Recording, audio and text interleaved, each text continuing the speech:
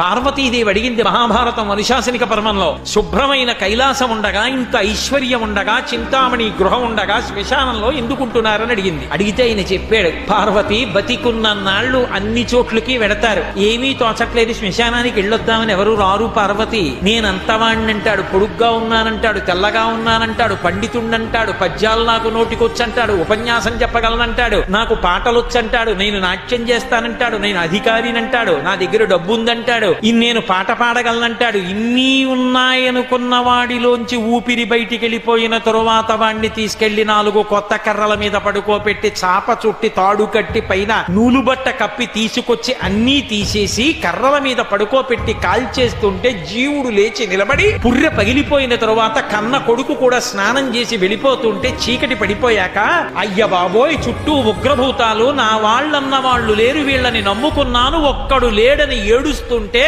నేనున్నాను రా అని చెప్పడానికి నేను కూడా లేకపోతే చచ్చిన వాడు 1000 మాటలు చచ్చిపోతాడని అక్కడ ఉన్నాను పార్వతి, నా కర్మకాలక్కడ లేనన్న.